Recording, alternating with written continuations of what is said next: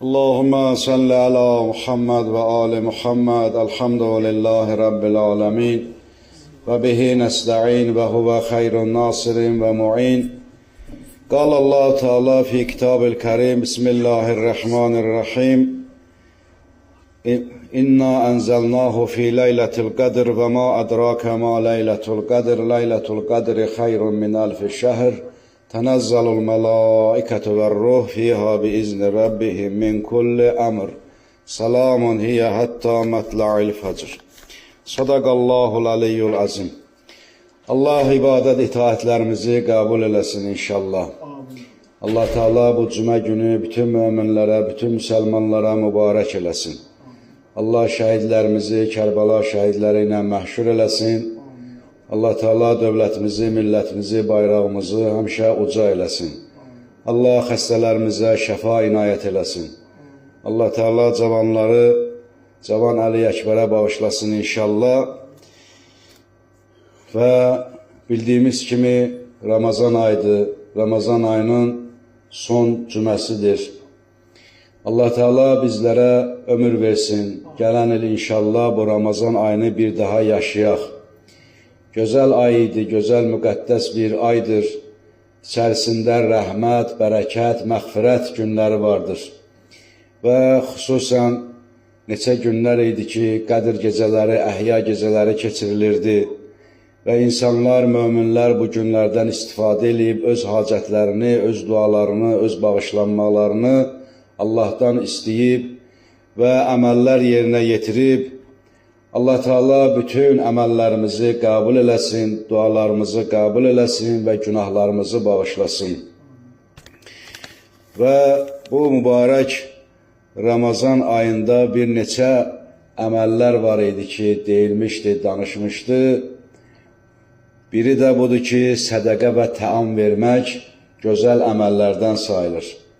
Ümumiyyətlə, bu ay Allah ayıdır, bilirik, deyilmişdi. Və bu ayın birinci 10 günlüyü rəhmət ayıdır. İkinci 10 günlüyü məğfirət ayıdır. İkinci 10 günlüyü bərəkət, üçüncü 10 günlükdə məğfirət ayıdır.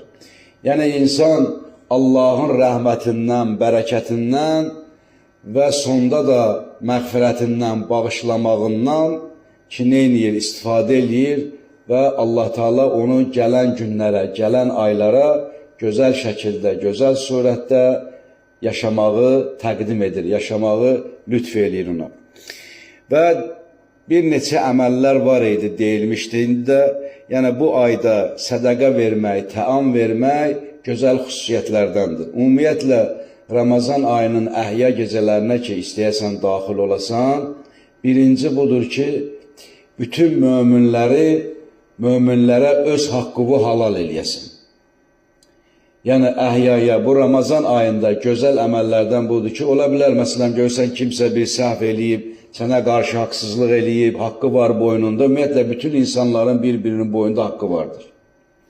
Gərək öz haqqını bu bütün müsəlmanlara, insanlara, möminlərə gərək halal eləyəsin. İkincisi budur ki, Allahdan istəyəsən ki, onlar da sənə öz haqqlarını halal eləsin.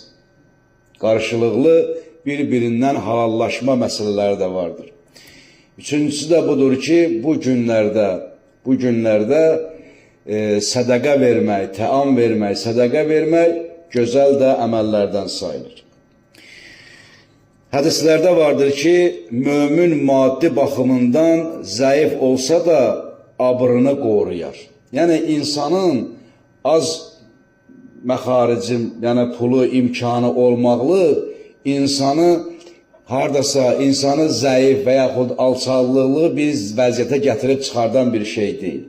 Mömin insan odur ki, hər bir şeyi az olsa da öz abrını həmişə qoruyar. Yəni, abrını dünya malından ötəri, müəyyən məsələlərdən ötəri ayaq altına atmaz. İnsanın əsas budur ki, öz abrını qorusun, öz ləyaqətini, öz şəxsiyyətini qorumalıdır. Buyurur ki, malın azlığı xəcalət gətirməz. Bir insanın əgər imkanı az olsa, o insana xəcalət verməz. Amma abrının aradan getməsi isə insan üçün böyük bir xəcalətdir. Görürsən, bəli. Və Peyğəmbər salavatullah buyurur ki, fəqir və kasıblara sədəqə verin. Həzrəti Peyğəmbər salavatullah buyurur ki, əgər bütün insanlar öz zəkatını və xumusunu versəydilər, dünyada heç bir kasıb qalmazdı. Allah ki, bizə pul verir, imkan verir, onun bir dəyərini, bir neçə hissəsini gərək Allah yolunda zəkat və xumus verəsin. Ki, o kasıbların nəyidir? Haqqıdır. Və buyurur ki, bu ayda gözəl əməllərdən biri də budur ki, böyüklərə hörmət eləmək və kiçiklərə mərhəmət göstərmək. Bir insan ən böyük, yəni insanın böyük olanı evində olan valideynidir. Allah Teala Quran-ı Kərimdə də, hədislərdə də vardır ki, bir insan, bir övlad, bir şəxs gərəkdir öz evində olan valideyninə yüksək dərəcədə böyük hörmətlə yanaşmalıdır. Və sonra da ictimai yerlərdə də böyüklərə hörmət eləmək, bu insanın əxlaqından, bu insanın tərbiyəsindən irəli gələn bir məsələdir. Və bununla da bərabər gərək özündən kiçiklərə də gərək neynəyəsən? Mərhəmət göstərəsən. Bu, gözəl əməllərdən sayılır. İnsanı bu Ramazan ayı gərək bu cür vəziyyətdə neynəsin? Yetişdirsin. Və xüsusən bir əməllərdən biri də budur ki, insan öz dilini qorusun. Dili qorumaq mühüm bir məsələlərdən biridir. Görürsən, bir insan danışır, gözəl əxlaqla, həmişə gözəl sözlə neyniyir? Çıxış edir. Bəzən görürsən, bir insanlar vardır ki, elə bunun sözü ağzın açan kimi, bunun ağzında şeytan yuva qurub. Elə pis sözlər danışmaq, istər evdə, istər cəmiyyətdə, istər ictimaiyyətdə, elə bunun ağzı hələ nədir? Pis sözlərlə. Dili qorumaq bir neçə məsələlər vardır ki, yəni odur ki, insan gərək yalan danışmıyor. Dili gərək neynəyəsən? Yalan danışmaqdan çəkindirəsən.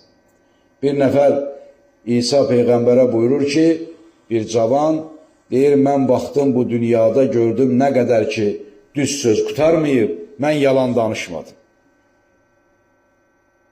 Düz söz qurtarmaz ki, bütün, yəni, insan özü öz nəfsinə uyğun neyniyir? Yalan danışır. Həzrəti Peyğəmbər salavatullah buyurur ki, qohumlarınıza baş çəkin və dininizi qoruyun. Bu ayda sili rəhm eləmək də gözəl əməllərdən sayılır. Yəni, qardaşa, bacıya və digər qohum əqrabaya gedib baş çəkməyə halını soruşmaq, bu da gözəl əməllərdən sayılır. Və bu ayda da elm öyrənməyin də xüsusi bir dəyəri və qiyməti vardır. İnsan gərəkdir neynəsin? Elm öyrənməyə də dəyər versin. Öz qarşısında olan hər bir elmi neynəməlidir? Öyrənməlidir. Və bu ayda açıq və bağlı qapılar vardır. Allah Teala cənnətin qapılarını açar, cəhənnəmin qapılarını bağlayar insanların üzünə. Bu da Allahın bir rəhməti və neymətidir. Allahın insana olan mərhəmətidir ki, Allah Teala cənnətin qapılarını açar, insan bu aydan istifadə eləyər ki, o cənnətə insanlar neynəsin? Daxil olsun. Həzrəti Peyğəmbər salavatullah buyurur ki, ey insanlar, bu ayda cənnətin qapıları açıqdır. Allahdan istəyin ki, o qapılar üzərinizə bağlanmasın. Yəni, Allahın bu neymətini əlinizdən verməyin. Buna çalışın. Və cəhənnəmin də qapıları üzünüzə bağlıdır. Və Allahdan istəyin ki, Allah o qapıları üzərinizə açmasın. Cəhənnəmin qapılarını üzərinizə açmasın. Yəni, bu Allahın insana lütfü və feyzidir ki, gərək bundan neynəyəsən? Uzaq olmayasan, uzaq qalmayasan. Allah Teala Quran-ı Kərimdə buyurur ki, Bismillahirrahmanirrahim, Cənnati adnin Mufattahatan lahumul abvab. Qapılar üzərinə açıq olan əbədi cənnətlər. Əbədi cənnətlərin qapıları buyurur ki, üzərinizə açıqdır. Və cənnətin qapısını açıq olması biz insanlar üçün bir nədir? Neymətdir. Cəhənnəmin qapısını da cəhənnəmin də buyuruldu ki, bu ayda açıq olmaz. Bu da bir əzabdır ki, Allah Teala buyurur ki, İnnəmə aleyhim mu'sədə fi əmədin muməddədə. Buyurur ki, həqiqətən o odun qapısı onların üzərinə qapanar, onlar hündür sütunlardan bağlanarlar. Cəhənnəmdə insanlar. Və bildiyimiz kimi eşidibsiz, yəni bu ayda görürsən, hədislərdə də vardır ki, şeytan zəncirlənər. İnsana Allah insanı şeytanın şərrindən uzaq saxlayır. Bəzən şeytan insana vəsvəsə eləyə bilməz. Və Quran-ı Kərimdə də buyurur ki, amma bildiyimiz kimi insan dünyasını dəyişənə qədər şeytan ondan yoldaşlıq edir. Elə ki, zaman ki o işin görür, insanı öz yolundan uzaqlaşdırır və Quranda Allah Teala buyurur ki, şeytan deyər ki, həqiqətən Allah sizə haqq vəd verdi. Həqiqətən Allah bizə hər bir şeyi deyib, buyurub, haqq olan sözü bizə çatdırıb Peyğəmbər vasitəsilə. Şeytan da bunu deyir. Deyir, həqiqətən Allah sizə haqq vədi verdi və mən də sizə vəd verdim. Şeytan da bizə çoxlu vədlər verir. Vəd verir ki, namazı at, namazı burax, get, məsələn, bir işin dalıcı. Orada gözəl bir şey olacaq. Amma Allahın o haqqını, Allahın əmrini pozub, namazı qoyursan, gedirsən cürbəcür işlərin dalıcı.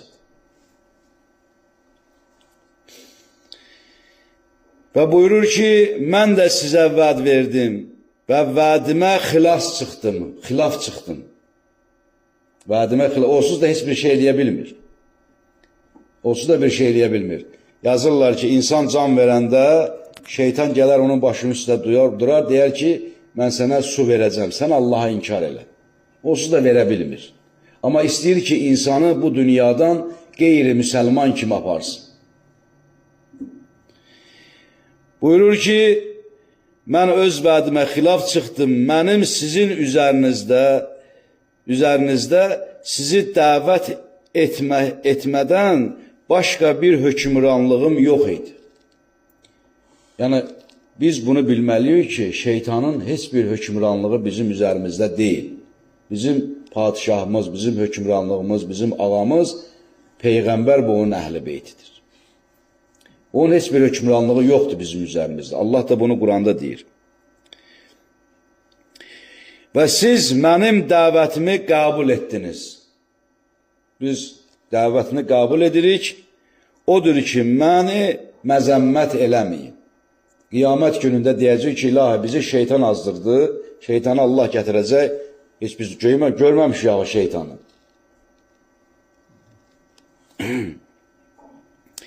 İndi nə mən sizin dadınıza yetişəcəm, nə siz mənim dadıma yetişənsiniz. Yəni, heç bir köməyi olmayacaq. Ona görə də Allah Teala buyurur ki, yəni bu şeytanın heç bir haqqı sizin boynunuzda yoxdur. Belə bir işə deyək ki, buna qapanmayın ki, bəli, məni şeytan azdırdı, məni şeytan belə elədi. Yox, sənin insanın nəfsini, öz nəfsidir ki, insanın müəyyən şeylərə aparıb çıxardır. Allah Teala Quranda buyurur ki, İnna cealna şeytan avliya ellezine la yu'minin. Biz şeytanları imanı olmayan kəslərin başçıları etmişik. Deməli, şeytan o şəxslərin iman başçısıdır ki, onların imanı yoxdur. Bəli, Və bu ayda da gözəl bir aydan, bu ayın bir məsələsi də insanın qəlbidir ki, öz qəlbini nə etməlidir? Saflaşdırmalıdır. İmam Səccad əleyhissalam buyurur ki, insanın 4 gözü vardır. 4 gözü vardır. Onun ikisi zahiri, ikisi də batinidir. İkisi zahiri budur ki, Allahın bizə verdiyi bu gözdür. Amma ikisi isə batini göz odur ki, insanın qəlb gözüdür, qəlb gözü. Ahirəti, öz qəlbin gözü ilə ahirəti görür. Həzrət Əleyhisselam buyururlar ki, Allah'a nə cürünə görürsən, buyurur ki, mən görmədiyim Allahıma ibadət eləmərəm. Yəni, bu mənadadır ki, insan öz qəlbinin gözü ilə Allahı görür. İslamda bir ürək var, biz ürək deyirik. Deyirik ki, bədənin bu orqanizmidir və insanın sol tərəfində yerləşir. Bir də var, biz deyirik qəlb. Bunlar ayrı-ayrı mənalardır. Ürək odur ki, ona deyilir ki, insanın öz zahiri nə işi varsa o işi görür. Məsələn, deyə qan dövr eləyir, insanın bədənini saxlayır, yaşayır.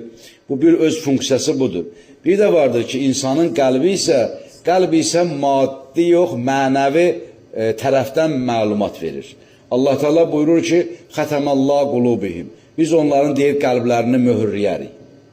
Yəni, insanın qəlbi möhürlənir, insanın qəlbi nə olur? Daşlaşır, qəsabətləşir. Əsas insanın qəlbi. Ona görə buyurur ki, insan öz qəlbi gözü ilə Allaha ibadət eləməlidir. Allah Teala buyurur ki, deyir, Allah bir insana xeyir vermək üçün onun qəlbini gözəlləşdirir.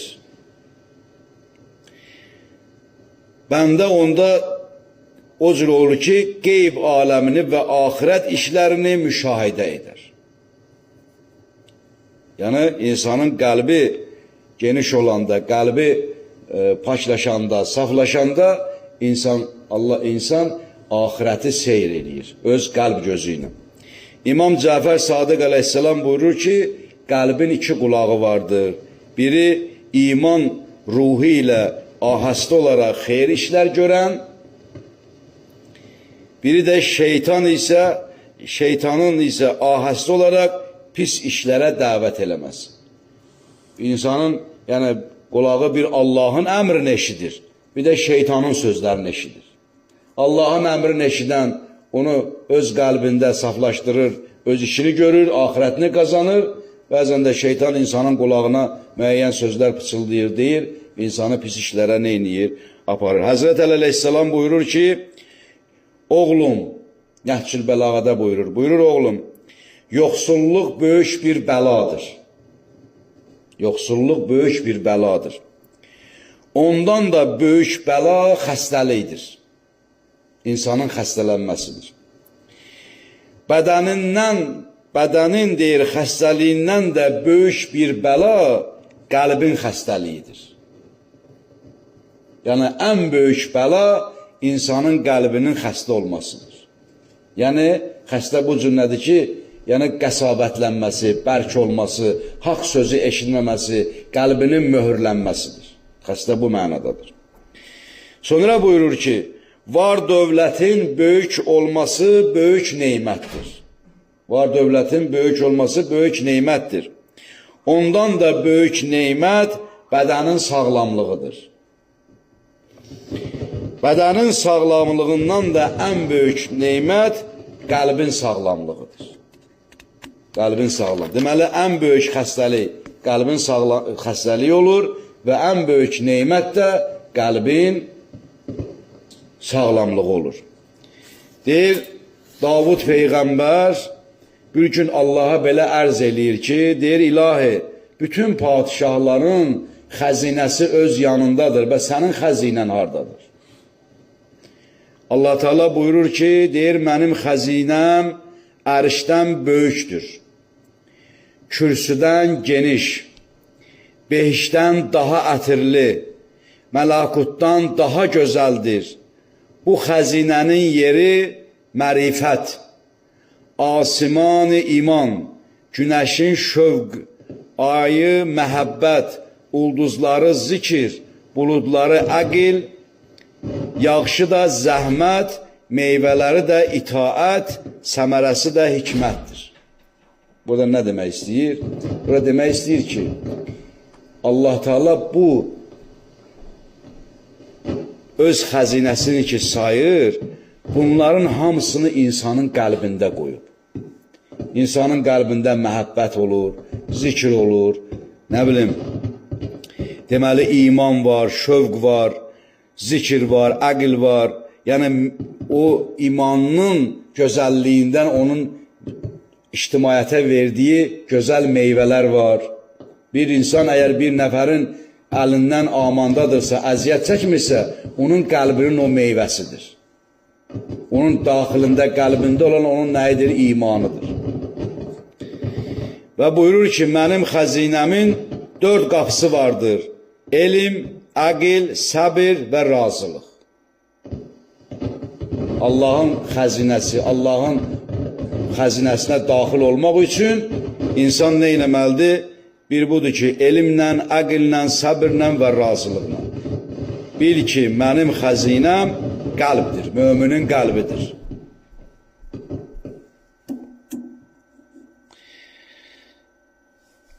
Bu ki, qəlbin deməli qəzavəti, bərkimiş qəlb, qəsavətli tapmış qəlb, bu da ki, məlumdur ki, günah vasitəsilə, şeytanın vəsvəsilə ki, bu cürlə insanın qəlbi qəsavətləşir, bərkiyir. Allah da buyurur ki, nə üçün bizim bəlamızı onlara çatdırdığı zaman tövbə edib yalvarmırlar. Onların qəlbləri qəsavət bağlamış, şeytan onların çirkin işlərini onların nəzərində gözəlləşdirirlər. Gözəlləşdirirlər. Ki, insan həmişə Allaha tövbə eləməlidir ki, və həqiqətən bilməlidir ki, Allah Teala bu şeytan insanın o pis əməlləri insanın gözündə gözəlləşdirir ki, onu azdırmaqdan ötəri. Və buyurur ki, vay olsun o kəslərin halına ki, qəlbləri Allahı yad etməkdən qəzavət bağlamışdır. Belə şəxslər aşikar azğındırlar. Allah Teala Quran-ı Kərimdə bunu buyurur.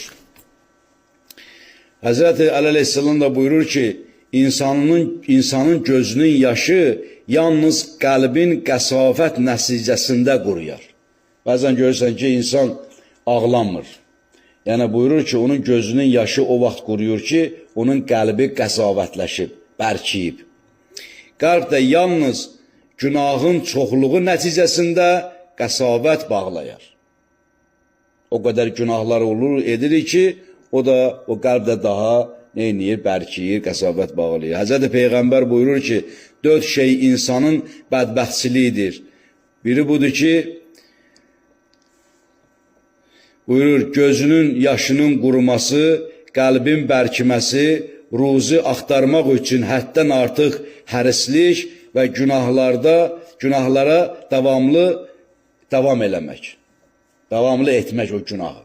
Yəni insanın, Həzrəti Peyğəmbər buyurur, insan, bədbəxt insan odur ki, onun deyə gözünün yaşının quruması, qəlbinin bərkiməsi və ruzi axtarmaq üçün həddən artıq hərislik eləmək. Bizə insan var, görürsən, elə istəyir ki, elə pul gəlsin, elə axtarışdadır. O qədər hərisdir dünya malına.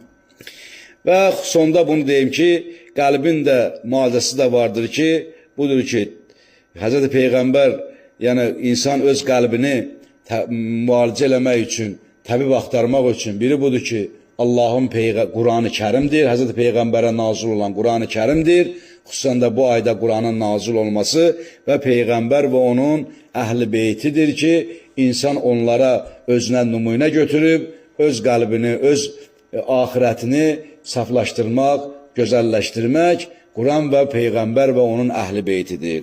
Allah Teala bu ayda, bu gözəl gündə Allah Teala qəlblərimizi paşlaşdırsın, saflaşdırsın. Allah Teala Quran nuru ilə bizim qəlblərimizə işıq saçsın. Və Quran-ı Kərimdə buyurur ki, Ya eyyuhən nas, qad cəətukum məv'izətu min rabbikum və şifaun lima suduri və hudan və rəhmətun lil müminin. Ey insanlar, Rəbbinizdən sizə gələn muizə və sinələrdə olan dərdlərə şəfa gəldi. Yəni Quran insanın, müminin qəlbi üçün bir şifadır, bir rəhmətdir, bir məğfirətdir. Allah Teala bizləri bu Qurandan və Əhl-i Beytdən ayrı salmasın inşallah. Allah bütün müminləri bir-birinə rauf-u mehriban eləsin. Allah Teala bu cümə gününü mübarək eləsin, bərəkətli eləsin və bütün müminlərin, şəhidlərimizi bu cümə günündə Kərbala şəhidləri ilə məhşur eləsin inşallah. Əssalamu aleykum cəmiən və rəhmətullahi və bərəkatuhu. Peyğəmbər alı Peyğəmbərə salavat hədiyyə eləyək.